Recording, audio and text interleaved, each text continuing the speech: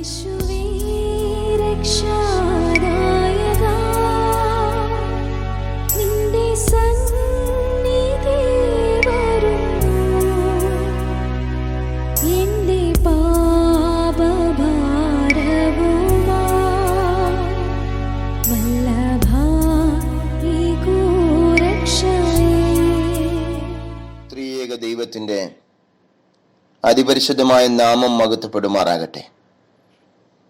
ഇന്നത്തെ സന്ദേശം ശ്രവിക്കുന്ന എല്ലാ ദൈവമക്കൾക്കും സ്നേഹവന്ദനങ്ങൾ. നാം ഇന്ന് ധ്യാനിക്കുന്നത് 138 സങ്കീർത്തനം 8 വാക്യമാണ്.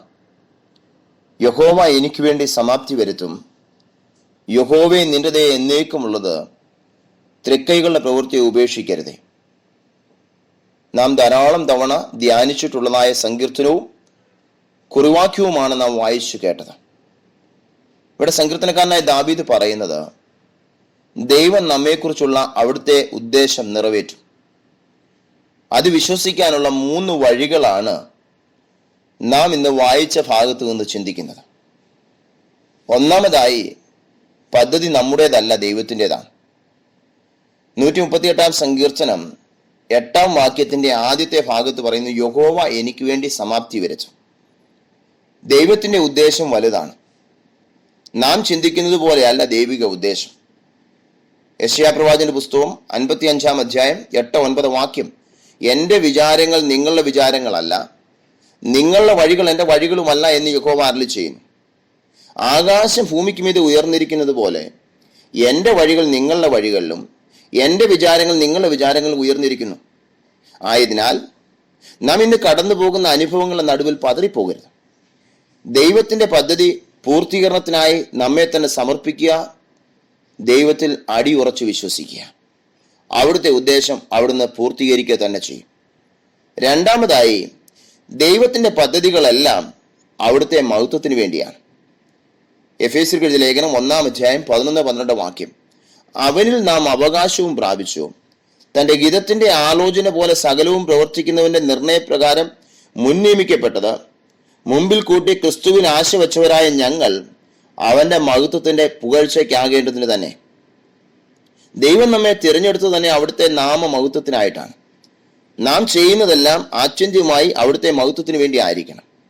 അപ്പോസ്തലനായ പൗലോസ് കൊരിന്ത്യർക്ക് എഴുതിയ 1 ലേഖനം 10 അധ്യായം 31 വാക്യം, ആകയാൽ നിങ്ങൾ തിന്നാലും കുടിച്ചാലും എന്തു ചെയ്താലും എല്ലാം ദൈവത്തിന്റെ മഹത്വത്തിനായി ചെയ്യുവീൻ. മൂന്നാമതായി, ദൈവം അവിടുത്തെ ഉദ്ദേശം പൂർത്തീകരിക്കുന്നു. റോമർക്ക് എഴുതിയ ലേഖനം 8 അധ്യായം 28 വാക്യം, എന്നാൽ ദൈവത്തെ സ്നേഹിക്കുന്നവർക്ക് നിർണയപ്രകാരം വിളിക്കപ്പെട്ടവർക്ക് തന്നെ സകലവും നന്മയ്ക്കായി കൂടി വ്യാപരിപ്പിക്കുന്നു. അത് നാം അറിയണം. നമ്മുടെ ദൈവം നമ്മുടെ ദൈനംദിന ജീവിതത്തിൽ അവിടുത്തെ ഉദ്ദേശം നിറവേറ്റുന്നതിനായി അവിടുന്ന് നമ്മോട് അടുത്ത് ഇടപെടുന്നു. ഫിലിപ്പിയർക്ക് എഴുതിയ ലേഖനം 2 അധ്യായം 13 വാക്യം, ഇച്ഛിക്കുക എന്നതും പ്രവർത്തിക്കുക എന്നതും നിങ്ങൾ ദൈവമല്ലോ തിരുവുള്ളം ഉണ്ടായിട്ട് പ്രവർത്തിക്കുന്നത്. അവിടുന്ന് നമ്മിൽ ആരംഭിച്ച പദ്ധതി പൂർത്തിയാക്കും. അവിടുത്തെ ഉദ്ദേശത്തെ തടയുവാൻ യാതൊന്നിനും കഴിയത്തില്ല. ഇയ്യോബിന്റെ പുസ്തകം 42 അധ്യായം 2 വാക്യം, നിനക്ക് സകലവും കഴിയുമെന്നും നിന്റെ ഉദ്ദേശമൊന്നും അസാധ്യമല്ലെന്നും ഞാൻ അറിയുന്നു. ഇത് കഷ്ടതയുടെ തീച്ചൂളയിൽ കൂടി കടന്നുപോയി ഇയ്യോബിന്റെ വാക്കുകളാണ്. ഇയ്യോബിന്റെ പുസ്തകം 42 അധ്യായത്തിന്റെ 10 വാക്യത്തിന്റെ അവസാന ഭാഗത്ത് പറയുന്നു, യഹോവ അവന്റെ സ്ഥിതിക്ക് ഭേദം വരുത്തി, മുമ്പുണ്ടായിരുന്നതൊക്കെയും യഹോവ ഇയ്യോബിന് ഇരട്ടിയായി കൊടുത്തു. അതായിരുന്നു ദൈവത്തിന്റെ പദ്ധതി.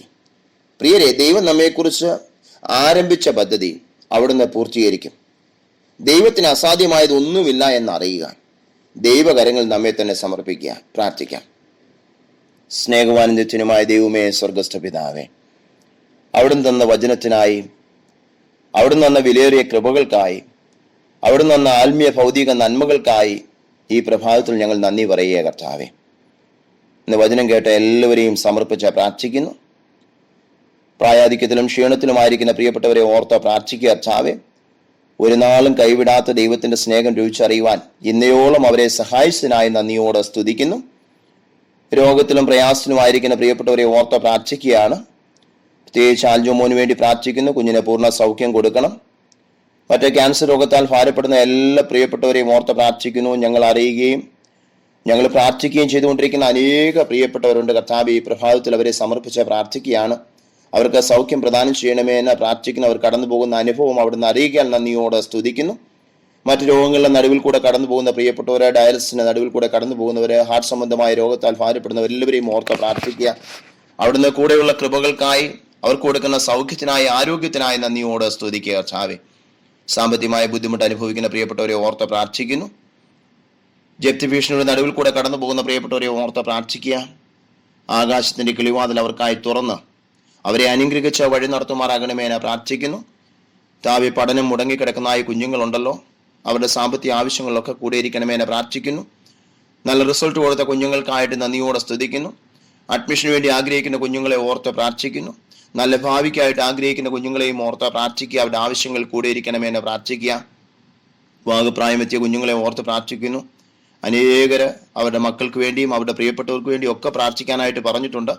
അവരെല്ലാവരെയും കർത്താവെ അവിടുത്തെ സമക്ഷം വെച്ച് പ്രാർത്ഥിക്കുക. അവിടുന്ന് ഓരോരുത്തരെയും അറിയുന്ന കൃപകൾക്കായി സ്തുതിക്കുന്നു. ചില പ്രിയപ്പെട്ടവർക്ക് വേണ്ടി പ്രാർത്ഥിച്ചുകൊണ്ടിരുന്നു. അവർക്ക് കർത്താവെ അനുഗ്രഹിക്കപ്പെട്ട തുണകളെ ഒരുക്കിയതിനായി സ്തുതിക്കുന്നു. തുടർന്ന് നടക്കാൻ പോകുന്ന വിവാഹത്തിലൊക്കെ കൂടി ഇരിക്കണമെന്ന് പ്രാർത്ഥിക്കുക കർത്താവെ. അതുപോലെ കർത്താവ് വിവാഹം കഴിഞ്ഞിട്ടും തലമുറകളില്ലാതെ ഭാരപ്പെടുന്നവർ, അവർ കർത്താവെ നല്ല ദാനങ്ങളെ നൽകി അനുഗ്രഹിക്കണം. നല്ല ദാനങ്ങളെ നൽകിയ പ്രിയപ്പെട്ടവരുണ്ടല്ലോ, അവർക്ക് ഊനമില്ലാത്ത പൈതങ്ങളെ നൽകി അനുഗ്രഹിക്കണമെന്ന് പ്രാർത്ഥിക്കുന്ന കർത്താവെ. ജോലിയില്ലാതെ ഭാരപ്പെടുന്നവര്, ജോലി നഷ്ടപ്പെട്ടവര്, പുതിയ ജോലിക്ക് വേണ്ടി ആഗ്രഹിക്കുന്നവര്, വേതനം ലഭിക്കാതെ ഭാരപ്പെടുന്ന എല്ലാവരെയും ഓർത്ത് പ്രാർത്ഥിക്കുന്നവരുടെ എല്ലാവരുടെയും ആവശ്യങ്ങൾ അവിടുന്ന് കൂടെയുള്ള കൃപകൾക്കായിട്ട് നന്ദിയോടെ സ്തുതിക്കുക കർത്താവെ. വെക്കേഷനോടനുബന്ധിച്ച് നാട്ടിലായിരിക്കുന്ന പ്രിയപ്പെട്ടവരെ ഓർത്ത് പ്രാർത്ഥിക്കുന്നു. താവെ മടങ്ങി വരുന്ന പ്രിയപ്പെട്ടവരെ ഓർത്ത് പ്രാർത്ഥിക്കുന്നു. അവരോടൊക്കെ കൂടെയുള്ള കൃപകൾക്കായി സ്തുതിക്കുന്നു. കോവിഡ് രോഗത്താൽ ഭാരപ്പെടുന്നവര്, കാലാവസ്ഥയുടെ വ്യതിയാനം കൊണ്ടുണ്ടാകുന്ന പ്രയാസത്തിലായിരിക്കുന്ന പ്രിയപ്പെട്ടവരെ ഓർത്ത് പ്രാർത്ഥിക്കുന്നു. അവർക്ക് സൗഖ്യവും ബലവും ആരോഗ്യവും ഒക്കെ കൊടുത്ത് സാക്ഷ്യത്തോടെ അവരെ നിർത്തണമെന്ന് പ്രാർത്ഥിക്കുന്നു.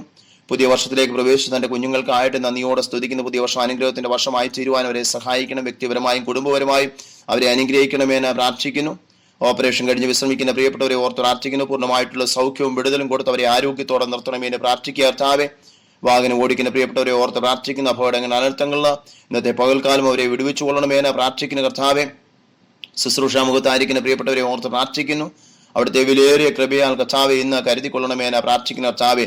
അടിയങ്ങൾക്ക് എല്ലാവർക്കും ലഭിക്കുന്ന വിലയേറിയ അവസരങ്ങൾക്കായി സ്തുതിക്കുന്നു. പലവിധമായ ഭാരങ്ങളുടെ നടുവിൽ കൂടെ കടന്നു പോകുന്നവരുണ്ട്. ആരോടും പറഞ്ഞറിയിക്കാൻ വയ്യാത്ത വേദനയുടെ നടുവിലായിരിക്കുന്ന പ്രിയപ്പെട്ടവരുണ്ട്. അവരെല്ലാവരെയും ഓർത്ത് പ്രാർത്ഥിക്കുന്ന കർത്താവ്. ഓരോരുത്തരുടെയും ആവശ്യങ്ങളെ ഉള്ളതുപോലെ അറിയുന്ന കർത്താവായിരിക്കാൻ നന്ദിയോടെ സ്തുതിക്കുന്നു. അവിടെ ഞങ്ങളെ പ്രാർത്ഥന ശ്രദ്ധ വെച്ച് കേട്ടതിനായി സ്തുതിക്കുന്നു. അതുപോലെ കർത്താവെ, മാനസാന്തരത്തിന് വേണ്ടി പ്രാർത്ഥിച്ചുകൊണ്ടിരിക്കുന്ന പ്രിയപ്പെട്ടവരുണ്ട്. ചില കുഞ്ഞുങ്ങളുടെ കർത്താവെ, ഭർത്താക്കന്മാരുടെ, പ്രിയപ്പെട്ടവരുടെ ഒക്കെ മാനസാന്തരത്തിന് വേണ്ടി പ്രാർത്ഥിക്കുന്ന മാതാക്കളുണ്ടല്ലോ കർത്താവെ. ഞങ്ങൾ ഒരു മനസ്സോടെ ആത്മഭാരത്തോടെ പ്രാർത്ഥിക്കുന്നു കർത്താവെ. അവരോട് ഇടപെടുമാറാകണമെന്ന് പ്രാർത്ഥിക്കുന്നു കർത്താവെ. ഒരു മടങ്ങി വരെ അവരുടെ ജീവിതത്തിൽ കൊടുക്കണമെന്ന് പ്രാർത്ഥിക്കുന്നു. അവിടെ ഞങ്ങളുടെ പ്രാർത്ഥന ശ്രദ്ധ വെച്ച് കേട്ടതിനായി സ്തോത്രം. യേശു ക്രിസ്തുവിന്റെ നാമത്തിൽ